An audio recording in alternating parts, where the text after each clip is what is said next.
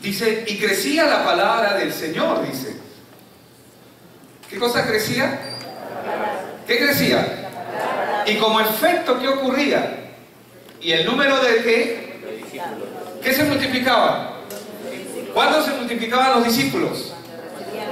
Cuando la palabra de Dios crecía. No solo cuando la recibían, ojo. Cuando la palabra de Dios crecía en el corazón del hombre. Cuando la palabra de Dios comienza a crecer, ¿cómo es que puede crecer? Porque es una semilla. Y toda semilla primero echa raíces. Y luego, primero tiene que morir. Luego echa raíces en el lugar donde está. Y una vez que echa raíces comienza a crecer. Y lo que la palabra nos está diciendo aquí es que, y crecía, dice la palabra del Señor, y el número de los discípulos se multiplicaba de alguna manera, grandemente. Amén. ¿Por qué? Porque es necesario que la palabra crezca. Es por eso nuestro discipulado, la importancia de hacer discípulos y ser discípulos. Es por eso también la importancia de la escuela de la palabra. Amén. Pastor, ¿cuándo nos vamos a graduar? Bueno, mi abuela se graduó hace un mes, ya partió al cielo. Fue el día de su graduación, hace un mes. Y felices. Nosotros en casa felices, pero ¿quiénes estaban tristes? Mi misma abuela estaba feliz de haber partido. ¿Quiénes son los que se ponen tristes? Obviamente los que no pueden entender la verdad de la obra de Dios en la vida de ella. Entonces, también muchos de los sacerdotes obedecían la fe, dice. Pero bueno, hoy quiero hablar acerca de conocer la iglesia de Cristo. ¿Amén? ¿Cuántos dicen amén? Amén. ¿Por qué conocer la iglesia de Cristo? No, yo no voy a llamarla Campeones para Cristo, aunque Campeones para Cristo es una iglesia de Cristo. Yo no la voy a llamar con algún nombre en particular, porque si nosotros miramos en el abanico de iglesias que tenemos cristianas en el Perú, tenemos muchas iglesias, ¿verdad? Pero yo quiero hablar acerca de la iglesia de Cristo hoy día. ¿Por qué? Y que necesitamos conocer la iglesia de Cristo. Y quiero ir primero a una de las parábolas que el mismo Señor Jesús nos enseñó. Y quiero que me acompañen por favor al libro de Mateo. Voy a leer el capítulo 13, verso del 24 al 30. Y dice, les refirió otra parábola, diciendo, el Señor está hablando aquí. En las diapositivas está el texto, puedes poner. Así es, les refirió otra parábola, diciendo, el reino de los cielos es semejante a un hombre que sembró. ¿Qué sembró? Buena semilla. ¿Qué sembró? Ahí dice buena semilla, ¿verdad? Buena semilla en su campo. Pero mientras dormían los hombres, vino su enemigo y sembró cizaña entre el trigo y se fue. Y cuando salió la hierba y dio fruto, entonces apareció también la cizaña. Vinieron entonces los siervos del padre de familia y le dijeron, Señor, ¿no sembraste buena semilla en tu campo? ¿De dónde pues tienes cizaña? Él les dijo, un enemigo ha hecho esto. Y los siervos le dijeron, ¿quiere pues que vayamos y la arranquemos? Ojo con lo que está diciendo. Él les dijo, no sea que al arrancar la cizaña, arranquéis también con ella el trigo. Dejad crecer juntamente lo uno y lo otro hasta la siega. Y al tiempo de la siega, yo diré. ¿Quién dice yo diré? ¿Quién está hablando ahí? El Señor, amén. El Señor Jesucristo está hablando. Y Él está diciendo, en el tiempo de la siega, dice, yo diré a los segadores, recoged primero la cizaña y atadla en manojos para quemarla, pero recoged el trigo en mi granero. Cuando el Señor Jesús nos está hablando acerca de las parábolas, en este caso nos está hablando acerca de la parábola del trigo y la cizaña, está hablando de algo que va a ocurrir con la iglesia. Y es algo que ocurre en este tiempo, en nuestro tiempo, lo que iba a ocurrir con la iglesia, y él va a poner varios ejemplos acerca de ello. Lo primero es que él dice que en la era de la iglesia, no lo dice específicamente en la era de la iglesia, pero estamos ahorita en la era de la iglesia, porque cuando Jesucristo estuvo aquí en la tierra, era el ministerio de Jesús. Pero ahora estamos en la era de la iglesia. Quien tiene el liderazgo es el Espíritu Santo ahora. El Espíritu Santo es quien dirige a la iglesia. Cuando usted lee Hechos de los Apóstoles, usted va a ver que la iglesia no se movía porque decidía moverse. Es más, cuando ellos decidieron moverse y sortearon, porque la Biblia dice que echaron suerte para saber quién iba a ser el 12º discípulo. ¿Se acuerdan de eso? Eso está en Hechos capítulo 1. Y decidieron que iba a ser Matías. Pero Jesús no se atrevió a hacer absolutamente nada sin que el Espíritu Santo esté sobre él. ¿Me está escuchando? Jesús no pudo iniciar su ministerio sin el respaldo del Espíritu Santo. Cuando el Padre deposita el Espíritu Santo, vino sobre él, y el Padre da testimonio diciendo: este es mi Hijo amado, en el cual me complazco. Él está empoderando a Jesús, al Señor. Le está dando poder y autoridad en la tierra. Pero el Señor Jesús, cuando estaba con los discípulos, ¿qué les dijo? No se muevan de Jerusalén hasta que haya venido sobre vosotros el Espíritu Santo y me seréis testigos. ¿Qué está haciendo? Los está empoderando. Pero ¿cuándo les dijo que iban a ser empoderados? Cuando venga el Espíritu Santo sobre ellos. ¿Por qué? Porque Jesús dio testimonio del Padre y dio testimonio del reino de los cielos. Y los discípulos, ¿de quién van a dar testimonio? De Cristo, de la obra que Él ha hecho, de su muerte, cómo venció en la cruz y triunfó sobre el mal, cómo destruyó el imperio de la muerte. Entonces, cuando Jesús les está diciendo a ellos: no se muevan hasta que haya venido sobre vosotros el Espíritu Santo, les está diciendo: ustedes no van a poder hacer absolutamente nada si el Espíritu Santo no está con ustedes. La pregunta es, en Hechos 1, cuando ellos deciden por Matías, ¿estaba con ellos el Espíritu Santo? No, aún no había llegado, porque el Espíritu Santo llega sobre ellos en Hechos capítulo 2. Entonces, ¿es posible que un hombre se mueva con sus emociones y con sus intenciones con una apariencia de que está moviéndose en Dios? Por supuesto, muchos de nosotros lo hacemos. Nos movemos con buenas intenciones, pero el plan de Dios no es que nos movamos de acuerdo a nuestras intenciones, porque nuestras intenciones, sin el empoderamiento del Espíritu Santo, sin la guianza del Espíritu Santo, se convierten en una buena intención, pero la Biblia lo llama obras de maldad. ¿Qué es una obra de maldad? No es la maldad que yo le hago a una persona cuando la insulto o cuando alguien está haciendo algo malo contra otra persona. A eso Dios no le llama obra de maldad. Él está hablando con su iglesia. Cuando Él está hablando de hacedores de maldad, está hablando de aquellos que hacen su voluntad y no la de Dios. Entonces, el Señor, ¿qué es lo que está haciendo aquí? Él les está diciendo que el Espíritu Santo los va a guiar y los va a dirigir. Pero Él, en las parábolas, antes que ocurra todo esto, Él les estaba diciendo lo que iba a ocurrir con la iglesia. Él dice que en la era de la iglesia, no lo dice literalmente así, pero iba a haber trigo e iba a haber cizaña. ¿Qué es el trigo? Es lo que Él está usando, un ejemplo natural.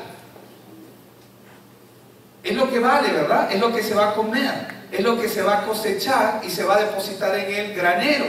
Pero la cizaña es una mala hierba que se mimetiza, es decir, toma la forma de trigo. ¿Han escuchado de los mimos, verdad? ¿No? Los mimos son los que imitan. La cizaña imita. Ahí está el trigo y la cizaña, se parecen. Y noten lo que él dice.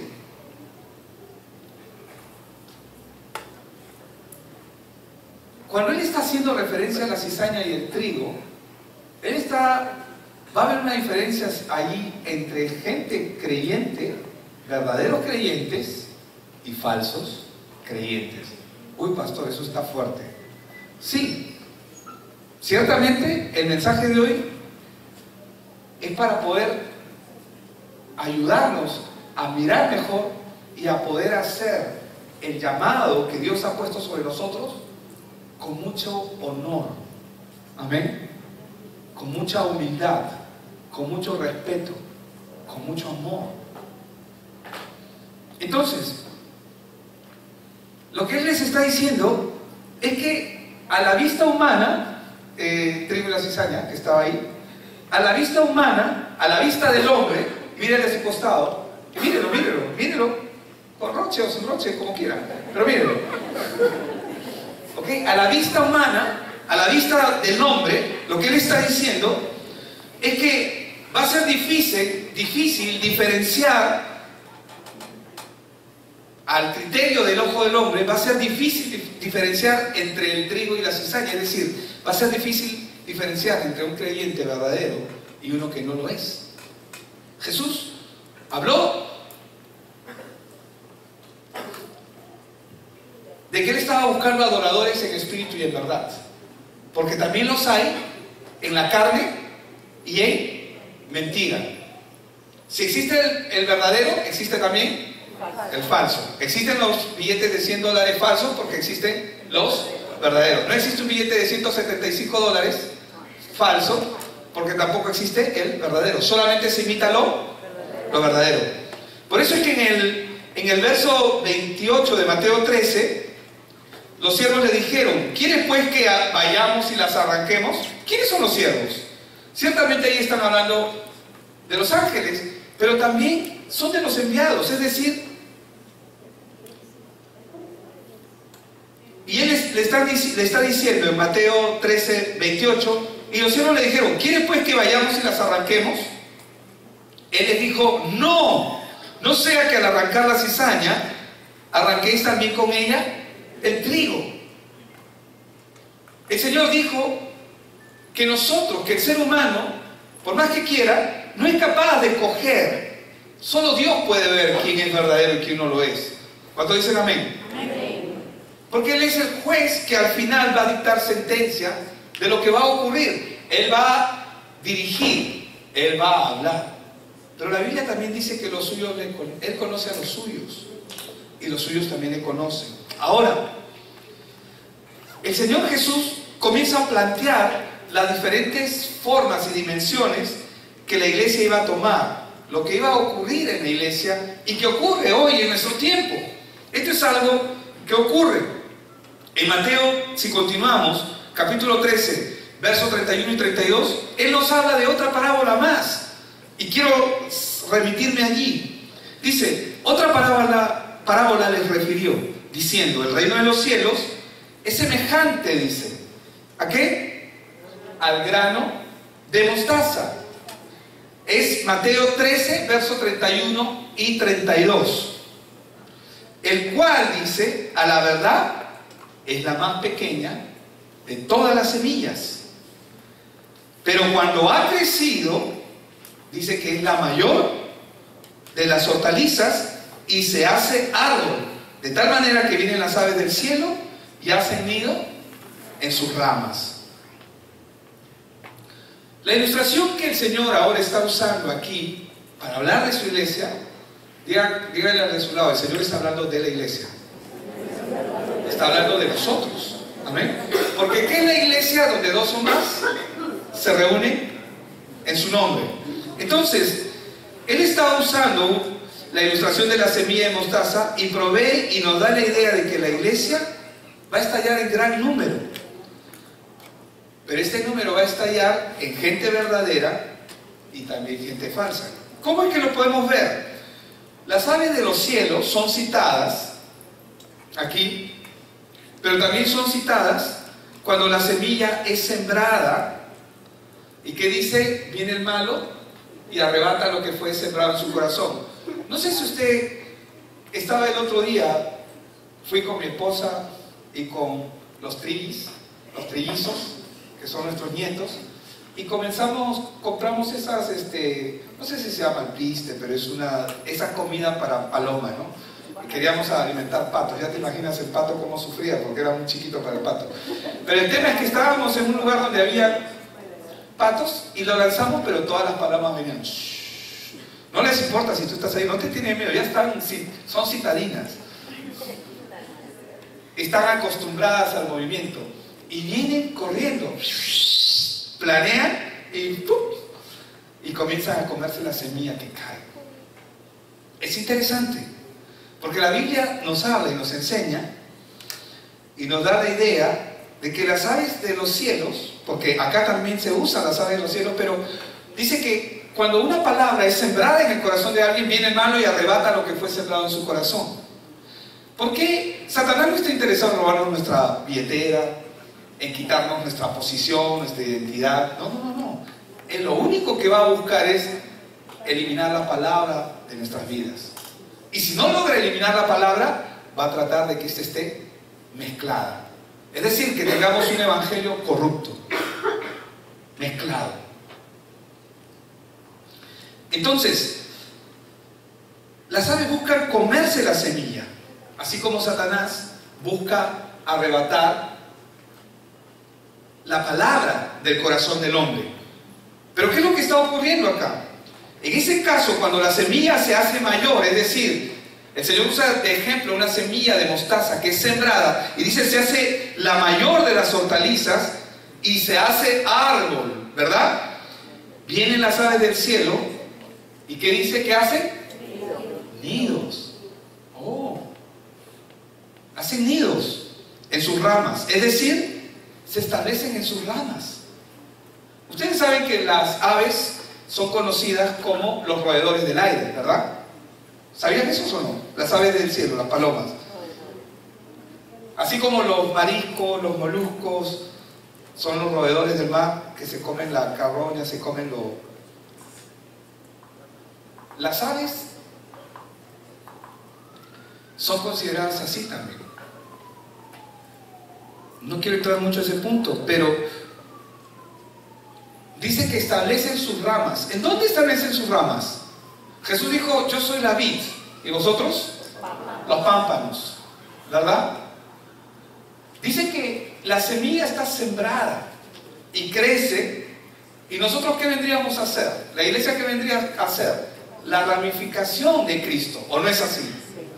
Pero ¿qué viene? Dice que viene, y el Señor está hablando, y vamos a leer nuevamente la parábola que Él está hablando para poder entenderlo con exactitud. Dice, otra parábola le refirió, diciendo, el reino de los cielos es semejante al grano de mostaza que un hombre tomó y sembró en su campo, su iglesia, el cual a la verdad es más pequeña que todas las semillas, es la más pequeña de todas las semillas, pero cuando ha crecido es la mayor de las hortalizas y se hace árbol, de tal manera que vienen las aves del cielo y hacen nidos en sus ramas.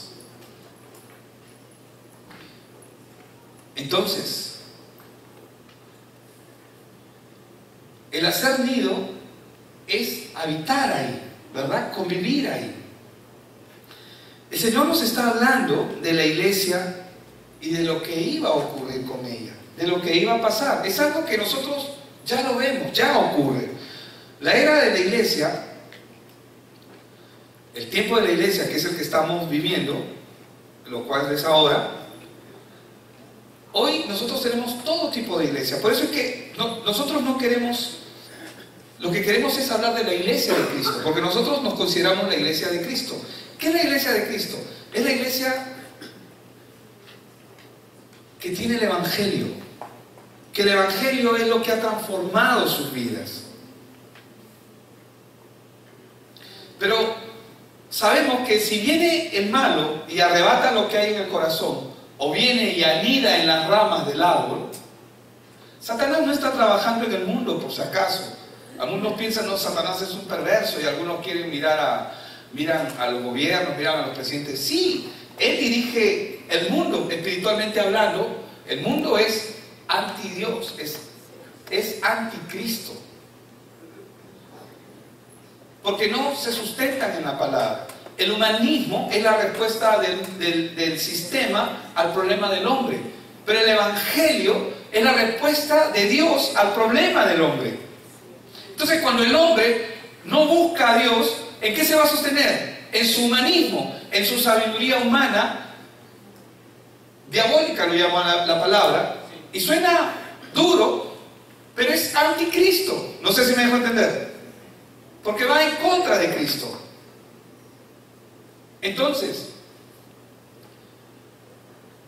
el evangelio es la respuesta al problema del hombre, y el hombre no ha alcanzado a entender cuál es su problema, porque el hombre piensa que no tiene problema, pero el hombre está en un grave problema desde que nace. Desde que nace con un gran problema, y el gran problema con el que nace es que está separado de Dios, y no hay nada de lo que el hombre puede hacer por su propia cuenta para acercarse a Él.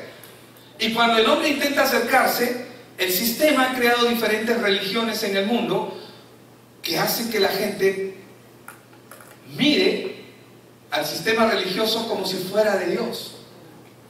¿Acaso no hay milagros ahí? Por supuesto que hay milagros. ¿No hay señales ahí? Por supuesto que hay señales ahí. En la India, las vacas hacen milagros. Si yo me arrodillo ante esto y le pido con fe, no es que me va a hacer un milagro porque esto sea algo en sí mismo, sino 1 Corintios 10:20, que no te lo he dado yo hoy, pero lo puedes poner si quieres. 1 Corintios 10:20 dice que cuando nosotros nos postramos ante algo o ante alguien, un demonio se pone en ese lugar. ¿Y cuál es el único objetivo de Satanás? Confundir al hombre, que el hombre nunca se acerque a Dios. Cuando una persona recibe un milagro de una imagen, de una deidad o de algo en que le ha puesto su fe, y cuando llegue el evangelio a su vida, ¿ustedes creen que va a recibir el evangelio con agrado? No, porque ha recibido milagro de otro lado. Y va a decir, no, pero Dios también está acá. No, Dios no está ahí. No, te va a decir, Dios sí está. Dios está en toda parte. Sí, Dios está en toda parte, pero ese no fue Dios el que te hizo el milagro. Es como decir, como el paralítico de Betesda que está en Juan 5, que de tiempo en tiempo venía un ángel, dice, un ángel, y todos piensan que es un ángel de Dios, que venía y agitaba el agua, y el primer enfermo de los miles que estaban ahí, el primero que llegaba a tocar el agua, era sanado inmediatamente. Uno podría decir, ay, ese es de Dios. No, no es de Dios. Porque si fuera de Dios, cuando vino Cristo, este hombre no pudo reconocer al Cristo, porque estaba enfocado. Cuando Cristo le dice, ¿quieres ser sano? Cualquiera le hubiera dicho, sí, pero dijo, no, Señor, cada vez que quiero llegar allá, siempre hay alguien que me gana, siempre hay alguien que llega primero. Y él estaba enfocado que la única manera en que él podía ser sano era llegando a ese lugar, o que alguien lo llevara a ese lugar. Pero Cristo está a su lado, está cara a cara con él, y no lo ve, no lo reconoce, porque está encerrado en un sistema religioso. Entonces, ¿qué es lo que está pasando aquí? ¿Cuál es el problema? El Señor nos está hablando de lo que va a ocurrir y de lo que ya ocurre en nuestro tiempo. Cómo la iglesia se ha desviado. No es que el evangelio no ha cambiado. El evangelio es poderoso. El evangelio sigue siendo el mismo.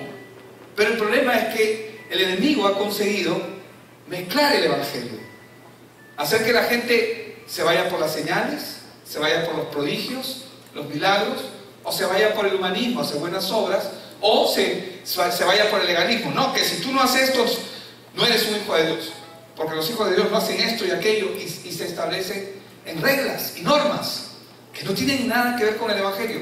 No significa que el evangelio no respalde eso, pero el cumplimiento de ellas es producto del evangelio. No al revés. Yo no hago eso para alcanzar a Dios.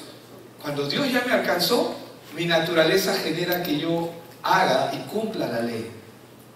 Los milagros se van a comenzar a producir en nuestra vida. Entonces,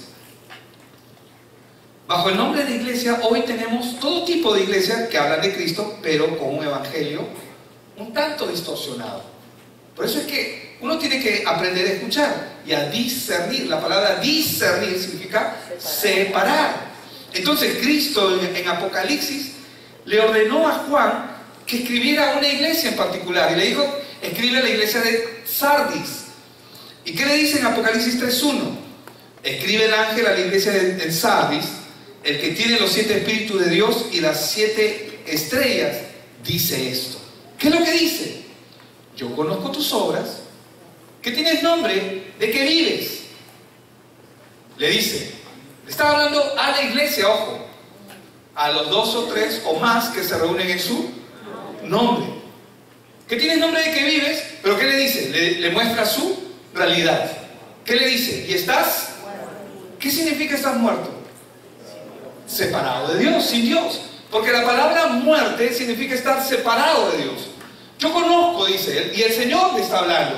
Le está diciendo, yo conozco tus obras, que tienes nombre de que vives y estás muerto.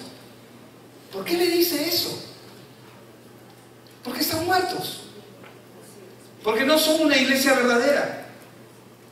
No importa si se mueven en señales y prodigios. ¿Ah, pastor? ¿Qué estás hablando? Yo pensé que las señales eran una señal, porque el Señor Jesús dijo, y estas señales seguirán a los que creen en tu nombre. Claro, cada vez que se crea lo verdadero, ¿qué pasa con los falsificadores? Imitan. ¿O no es así? ¿Cuántos en algún momento han visto iPhone, iCloud y no sé qué otros hay, ¿no? Pero todos hay, los teléfonos, los Galaxy y los Galaxy, no lo sé, pero todo lo verdadero suele imitarse. Es verdad que esas señales siguen a su nombre, pero no todos los que proclaman su nombre verdaderamente están vivos. Él está hablando a una iglesia suya, que él considera, y él está hablando y le está diciendo, yo conozco tus obras, de que tienes nombre de que vives y estás muerto. Ellos tienen un título, un nombre, pero están muertos. ¿Qué significa eso? Que están separados de Dios. ¿Qué significa eso? Que no han nacido de nuevo. No han nacido de nuevo. Se podría decir sin temor a equivocarnos que incluso podría ser, lo digo con mucho amor, incluso miembros aquí, posiblemente, no estoy diciendo de que sea así, pero ay pastor, ¿y por qué ese mensaje? No, por si acaso no es para causarte temor, al contrario, es para que te pongas las pilas y asegures tu condición, en dónde estás parado. Amén. Porque la mayoría de los miembros de iglesias muchas veces ni siquiera saben qué es ser cristiano y por qué están allí. Y no lo saben por una sencilla razón, porque están muertos espiritualmente. Efesios 2.1 dice que el apóstol Pablo nos enseña que Él nos dio vida, y Él os dio vida a vosotros cuando estabais muertos en vuestros delitos y pecados. Por lo tanto, ¿un muerto puede construir una iglesia? No. ¿Pero qué va a construir? ¿Acaso no hay clubes bonitos? ¿A cuánto le gustaría ser parte de un club conocido? No sé, pueden ser los Rotarios, el Regatas, o clubes, ¿no? Donde hay gente amable. Tú vas, puedes dejar tus cosas, nadie te roba. Oye, esto parece la iglesia, nadie me roba ahí, ¿no? La gente es muy amable, todos te saludan, son muy lindos. Eso es un buen club. Y a veces la iglesia se puede convertir en ello cuando está muerta. Entonces la iglesia de hoy no sufre a causa de los ataques desde afuera,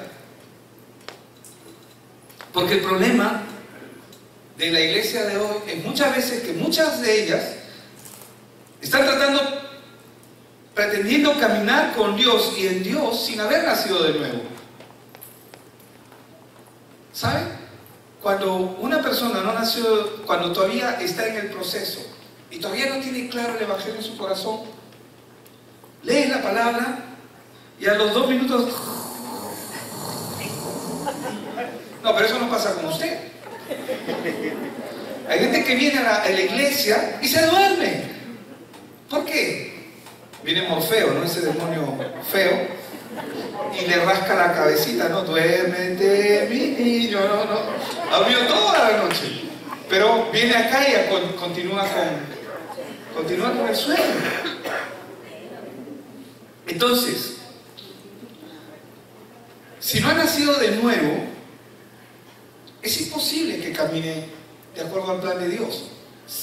¿Cómo va a caminar? de acuerdo a sus planes, de acuerdo a su propia perspectiva de ver la vida.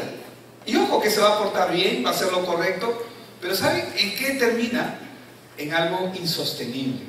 Cuando la persona comienza a experimentar y se da cuenta, yo no puedo con esto, ya no quiero ser un hipócrita, ya no quiero venir a la iglesia y mostrar una cara, pero por dentro, sabiendo y conociendo que mi vida es una miseria, que soy así, que soy asá, que hago esto. Y dice, no, no, pastor, yo no quiero venir a la iglesia porque no quiero ser un hipócrita. ¿Qué necesita esa persona? Evangelio. Evangelio es lo que necesita. ¿Cómo? Pero pastor, yo ya sé el evangelio. Claro, Satanás también lo sabe. Y no es algo. Es que no se trata de saber el evangelio. Tienes que experimentar el evangelio en tu propia vida. Cuando tú comienzas a experimentar en tu propia carne y te das cuenta de lo miserable que el pecado es, cuando te pone en una posición en la que ni tú mismo ni uno mismo se puede soportar, porque el pecado apesta, el pecado es hediondo, el pecado hace que una persona no se soporte, lo aleja, lo separa del grupo. Todo pecado es así. Y cuando comienzas a experimentar que este evangelio, que Jesús vino, sí, es verdad, yo sé que Él murió por mi pecado, sí, yo lo sé, pastor. Ya, pero no solamente murió por tu pecado, Él anuló el acta de los decretos que había contra tu vida. ¿Pero qué más hizo el Señor? Él despojó a los principados y a las potestades, los echó fuera delante de ti. ¿Pero qué necesita la persona? Escuchar el evangelio, conocer su condición, dónde está ahora, y necesita un discipulado. Ay, yo no tengo tiempo para eso, pastor. Si no tienes tiempo para el discipulado, no puedes crecer. Necesitas conocer la palabra y necesitas que alguien te instruya la palabra. La Biblia dice, desear como niños recién nacidos. Al niño, el niño está buscando. Cuando recién está que busca la teta, cuando tiene hambre está buscando, ¿o no es así? Y cuando tú naces en Cristo, eso es lo primero que comienza a ocurrir. Por eso que escuchas la palabra y dices, el pastor está siendo muy tosco, pero me gusta lo que está diciendo, me identifico. ¿Saben por qué? Porque este evangelio, hermanos, el evangelio es para gente que está perdida. No es para el que está bien, no es para el que se siente bien, no es para el buenito, el que se porta bien, porque ese buenito, el que se porta bien, vive una mentira, está engañado. Y solamente es cuestión de tiempo, tenemos que esperar que pase el tiempo, el reloj, hasta que la persona comienza a sufrir las miserias de lo que el pecado es y hace en la vida del hombre. Eso hace que el hombre salga de su religiosidad.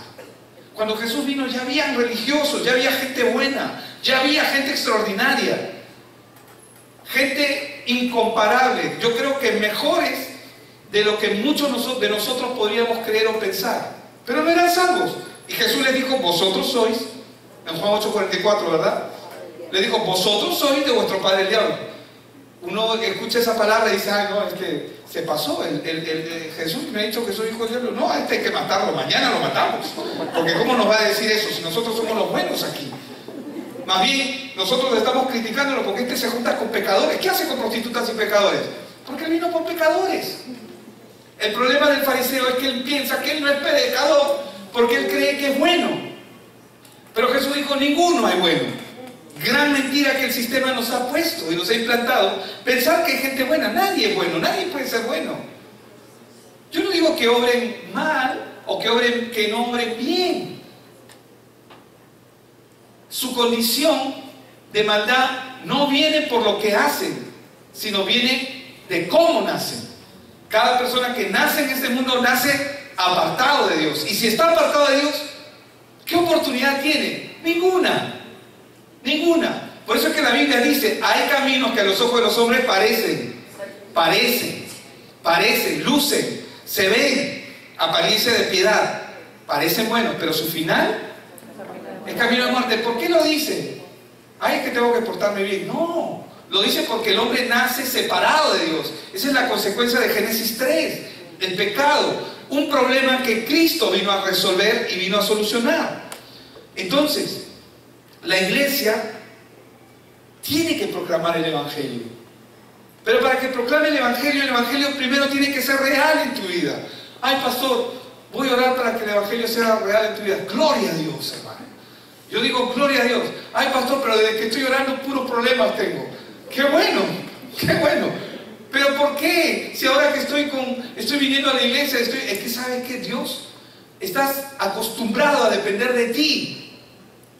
¿Por qué llevó Dios al pueblo de Israel al desierto? Para que solamente lo miren a Él. Para que no tengan ¿qué hay en el desierto? Nada. ¿Para qué Jesús llevó al pueblo, a los discípulos y las multitudes le siguieron al desierto? Pero Él estaba entrenando a sus discípulos. ¿Para qué lo lleva al desierto? Para que miren a Él. Porque en el desierto no hay nada. Del único que podían depender era de Él. Por eso es que va y les dice, denle ustedes de comer. Ay, Señor, ni 200 denarios no alcanzarían para dar alimento a todos estos. Claro, pero el Señor lo decía porque Él sabía lo que tenía que hacer. Ellos en vez de poner pretextos, hubieran dicho, Señor, ¿qué hacemos? De ti dependemos, tú eres el Señor. Esa es la respuesta. Pero esa es nuestra respuesta cotidiana, tú eres el Señor. Esa es nuestra respuesta del día a día. Ay, Señor, de ti dependemos. No, estamos acostumbrados a hacer nuestra voluntad. Es parte de nuestra naturaleza. ¿Por qué? Porque estamos tan acostumbrados que no nos damos cuenta. Entonces, la iglesia tiene que conocer a Cristo. Amén. Esto no es una opción, hermanos. Tú tienes que conocer a Cristo. Y no estoy hablando de conocerlo místicamente. Ay, estaba ahí orando y de repente todo se iluminó. Yo no digo que esas experiencias no ocurran. Por si acaso, no estoy dudando de ellas. Pero eso no es. Cuando estamos hablando de conocer a Cristo, estamos hablando de conocerle a Él. Aprender a caminar y a depender de Él. Que Él sea real en nuestra vida. No lo que nos han dicho o lo que hemos aprendido. Porque estos mismos conceptos, un loro los puede repetir. ¿O no es así? Un loro es un parlante. ¿Y cuántos de nosotros hemos sido parlantes? Hemos sido parlantes del Evangelio. Sí, yo sé. Y repetimos como el Padre Nuestro. O repetimos, sí. ¿Cuál es el problema? Es que el hombre está separado de Dios. Es que yo ya lo sé, pastor. Yo ya aprendí. Sí, es verdad que el hombre está separado de Dios, pero ¿cómo estás tú? ¿Estás separado de Dios o estás unido a Él? Ay, ¿Y cómo me doy cuenta de eso? Hemos visto que el trigo y la cizaña crecen juntas. Y vemos que están en el mismo campo. ¿Cuál es ese campo? Es la iglesia. No es el mundo. Porque la Biblia dice que Él añade a lo que van a ser suyos. Pero Él comienza a separar. ¿Y qué es lo que Dios quiere en este tiempo con nosotros? Que nosotros estemos claros. Ay, pastor, pero tú siempre dices que tenemos que estar claros. Sí, y no me voy a cansar de decirlo. Mientras más claro, mejor. Estos lentes, continuamente tengo que limpiarle las lunas. Porque si no es el polvo de la calle, si no es las mismas pestañas o mi misma cara, el vapor. O sea, por cualquier cosa se ensucia. Y tengo que estar continuamente limpiándolo hasta que Ángel me vende ese líquido maravilloso. Que hace de que ya no, que dure un poco más. Pero el punto acá es que la iglesia viva, conoce a Cristo y proclama el Evangelio de Cristo porque lo conoce. Porque nadie puede dar lo que no conoce. No podemos hablar de alguien que no conocemos. Siempre. Y una de las características de la iglesia, hermanos, es que la iglesia va a padecer persecución. ¿Quieren que les diga algo? Y puede sonar mal. Oramos por nuestros gobernantes, pero yo no estoy de acuerdo con ellos. Pero tengo que orar, porque la Biblia dice, ora por él. Aunque sabes las patrañas y todo lo que se está ocurriendo en el sistema, pero tienes que bendecirlo.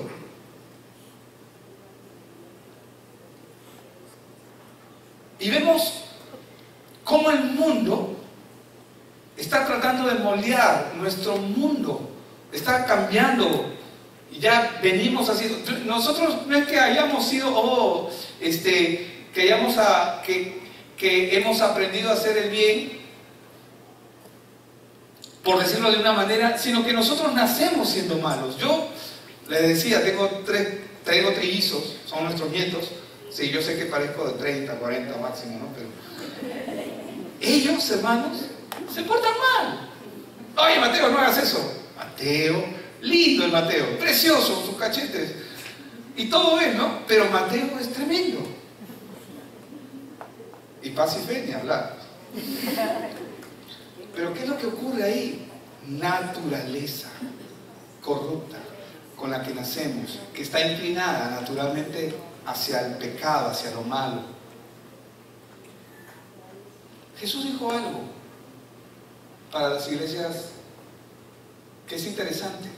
En Lucas 6:26 les está enseñando a sus discípulos y les dice: ay de vosotros cuando todos los hombres hablen bien de vosotros, porque así hacían sus padres con los falsos profetas. Voy a repetirlo. Ay de vosotros, ay qué linda tu iglesia, qué bonita tu iglesia, me gusta tu pastor, ay qué chévere, ¿no? Sí, es que bien gracioso. Ay de vosotros cuando todos los hombres hablen bien de vosotros. No estoy diciendo que tengamos que hablar mal, pero acá está hablando de algo.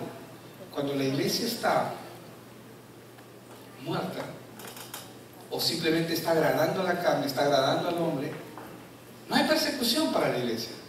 Venga a la iglesia, es chévere. Aquí todos somos chéveres, mira. Acá cantamos bonito. ¿No, Alex? Sí. Ángel, ¿verdad? Hacemos las cosas muy bonitas. Cantamos, bailamos, nos gozamos, ¿no? Y sí, porque la Biblia no nos prohíbe eso y aquello. Eso no tiene nada que ver. Nosotros, la iglesia por lo general, lo que tiene que hacer es proclamar el Evangelio. Y es justamente la proclamación del Evangelio lo que va a marcar la persecución. Dice que así hacían sus padres con los falsos profetas. Es decir, es más fácil oír lo que uno quiere oír. ¿Qué es lo que uno quiere oír? Bendíceme, Pedro. Quiero bendición. Eso es lo que uno quiere oír. Eso es lo que uno quiere oír. Ven a Cristo porque Él te ama y te va a prosperar, te va a multiplicar. Eso es lo que uno quiere oír.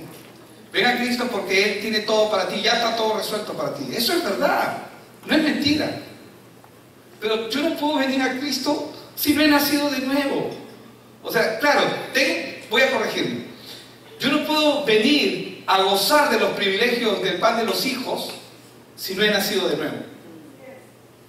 Si la persona no ha nacido de nuevo, es como cuando la gente postea, qué lindo, ¿no? Todo el mundo postea en el Facebook, sí, confía en el Señor y Él hará, ¿no? Sí, es verdad, pero eso está escrito para los hijos. Para los hijos. Como la mujer sirofenicia, que le habla como una judía, le dice: Señor, hijo de David, ten misericordia de mí. Señor, hijo de David. ¿Sabes lo que está diciendo? Tú eres el Cristo.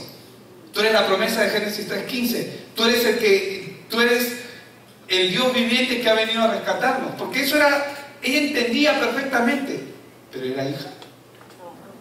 Y el Señor, ¿qué le dijo? Todo el mundo estaba ahí. Que se vaya, dile que se vaya. Señor, hijo de David, ten misericordia de mí. Y el Señor voltea y se acerca a ella y le dice: es lícito darle lo que es de los hijos a los perros, porque así le dice. Y ella se pone en una posición: Señor, aún los perrillos, ¿no? Con más cariño, ¿no? Aún los perrillos comen de la migaja que cae del pan de los amos. Él sabía quién era ella. Y obró con ella, por supuesto que obró con ella, porque él vino por toda la humanidad que está perdida, que está separada de Dios. Pero la enseñanza era para los Discípulos, porque los discípulos estaban ahí y ninguno de ellos podía entender que él era el hijo de David. ¿Saben cómo lo tenían a Jesús? Él era el rabí, él era un maestro para ellos. Y cuando el Señor comienza a revelarse con ellos, le dice, ya, Señor, muéstranos al Padre y con eso nos basta. Con eso ya te creo. Me muestras al Padre y te creo, Señor, te creo, lo que me dices te lo creo. Y el Señor le dice, tanto tiempo estoy contigo y aún no te das cuenta. Por eso es importante entender quién es de Cristo. Por eso, la iglesia siempre va a estar en un polo opuesto al sistema del mundo. Siempre. No es que sea contrario, que esté contrariando al mundo, pero de hecho que sí. Por ejemplo, ¿no? Hoy, ¿qué dice el sistema del mundo? Que tú puedes hacer lo que quieras hacer. Un hombre con mente de niña ahora. Un hombre con mente de mujer. Un hombre encerrado en un cuerpo, ¿no? Yo el otro día posteo, sí, yo también estuve encerrado en el cuerpo de una mujer, pero era cuando mi mami estaba embarazada. Después salí y fue libre. Y eso es lo que dice el sistema, pero ¿qué dice la biología? Encuentras restos humanos de cientos de años o de miles de años atrás y examinan el cabello, examinan el hueso, examinan cualquier parte de su cuerpo y el ADN dice hombre, el ADN dice mujer. La Biblia es antisistema. Y el sistema del mundo cada vez va a ir más en contra de la palabra de Dios. Pero ¿saben? Si la iglesia no asume su rol y su posición de ser la iglesia que Dios ha llamado, hermanos, podemos ser arrastrados con la corriente. ¿Cuántos quieren ser arrastrados por la corriente? ¿Saben que la corriente solamente se lleva a los peces muertos? Los peces vivos nadan contra la corriente. ¿Es así o no es así? Entonces, la iglesia tiene que convertirse en la conciencia del mundo, en el fundamento del mundo. Y eso es lo que ocurrió con la Reforma Protestante. Eso es lo que ocurrió. La iglesia se convirtió en el baluarte y trajo los cambios más significativos que tú puedas conocer en la historia. En primer lugar, erradicó el analfabetismo en los países que abrazaron la Reforma. ¿Qué más trajo? Trajo prosperidad. Los países que abrazaron la Reforma son los países más prósperos hoy en el mundo. ¿Por qué? Porque se ciñeron a los planes de Dios. Y claro, ahora se han separado, se han apartado, muchos de ellos. La iglesia en Sardis pensaba que estaba viva, ellos pensaban que estaban bien, pero estaba corrompida con el sistema del mundo, por lo tanto no estaba viva. Por eso es que el Señor le dice en Apocalipsis 3:1, yo conozco tus obras, que tienes nombre de que vives y estás muerto. Dios no está trayendo esa palabra para condenarlos. ¿Para qué trae esa palabra? Para que reaccionen. Porque si tú lees más adelante en esos versos, te vas a dar cuenta que Él los manda a los fundamentos. Ahora, estar en la iglesia no es un asiento confortable. Es muy probable que muchos de ustedes van a comenzar a tener contrariedades en sus propias casas. Para los que ya han tenido, y gracias a Dios, para los que Dios ha rescatado también sus casas, porque es parte de la promesa. Nuestra misión como iglesia es proclamar con denuedo la verdad del Evangelio, la verdad de Jesucristo. Pero ¿saben? El Evangelio siempre va a dividir.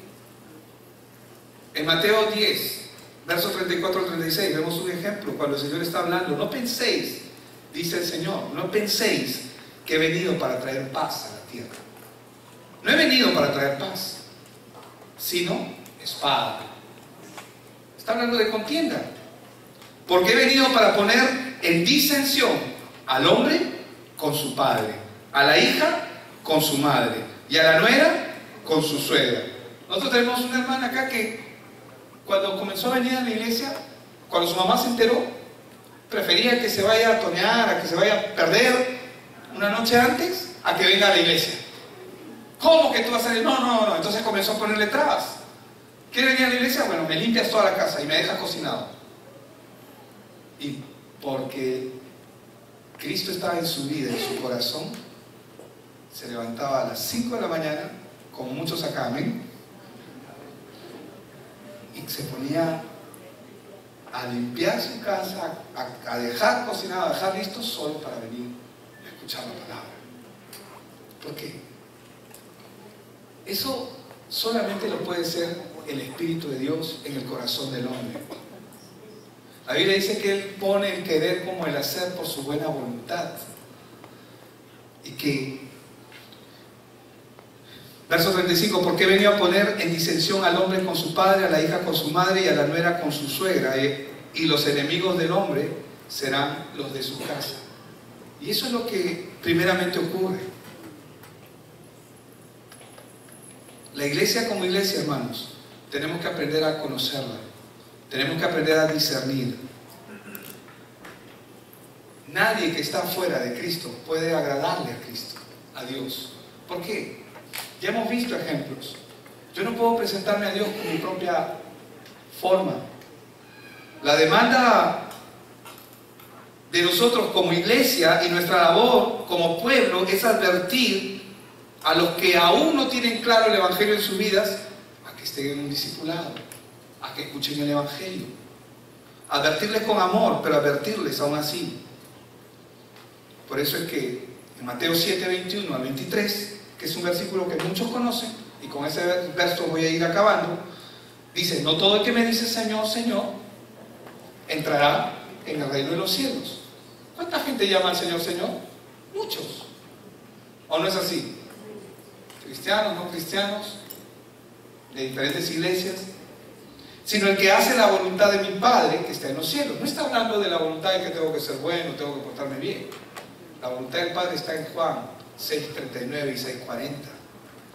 Que conozcan a Cristo y que vengan a Él para que tengan vida eterna. Esa es la voluntad del Padre.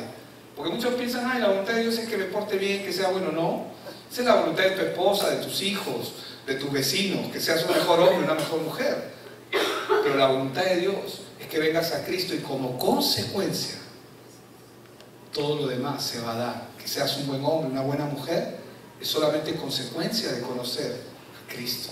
Pero si no le conoces, vas a intentar con tu propia vida y te vas a esforzar humanamente y vas a fracasar, como muchos de nosotros hemos fracasado y queremos ser buenos y queremos portarnos bien y luego nos portamos mal. ¿O no es así? ¿Cuántos se portan mal acá? Yo no quiero que levante su mano, pero yo sé que muchos de ustedes tratan de ser buenos, pero con Cristo en sus vidas, ustedes van a poder ser mejores. No por ustedes, sino por lo que Él genera en ustedes, porque Él es el único que puede generar el querer como el hacer en nosotros, por su buena voluntad. Muchos me dirán, dice en el verso 22, en aquel día: Señor, Señor, y no profetizamos en tu nombre, y en tu nombre echamos fuera demonios, y en tu nombre hicimos muchos milagros. Tú no ves que a la gente sales a la calle y te encuentras, estás caminando y te encuentras con un ambulante y más allá a un pata que está echando: fuera demonios, sal, sal, sal. No te encuentras a la gente así en las calles. ¿Dónde ocurre eso? En las iglesias. Y Él dice: no profetizamos en tu nombre, y en tu nombre echamos fuera demonios. Le está reclamando a Dios. Está diciendo: oye, un ratito, yo estuve allí en la iglesia. Sí, tú puedes haber estado en la iglesia, pero no eras. Es duro, ¿no? Es fuerte. Y en tu nombre hicimos muchos milagros. Hicimos, o sea, no eran Él solo, muchos. Y entonces le declararé: nunca los conocí, apartados de mí, hacedores de maldad. Él no dice: estuviste en la iglesia, sí, te conocí 3 meses. Sí, me acuerdo que estuviste en la iglesia unos 3 meses y después te fuiste. No dice eso. Estuviste en la iglesia 6 meses conmigo. No dice eso. Le dice: nunca. Y la palabra nunca es nunca. ¿Por qué lo dice? Porque nunca lo conocieron. Entonces, ¿qué conocieron? ¿Qué evangelio estaban llevando? ¿Qué evangelio estaban predicando? ¿Qué cosa era lo que realmente había en sus vidas? Una mentira del sistema. Por eso es que crece tan alto como el árbol de hortalizas, que da sus ramas, pero vienen las aves del cielo y hacen nido. ¿El enemigo dónde creen que hace nido? ¿Dónde viene a conturbiar, a a mezclar el evangelio para que el hombre verdaderamente no conozca quién es Cristo. ¿Dónde lo desvía? ¿En la calle? En la misma iglesia.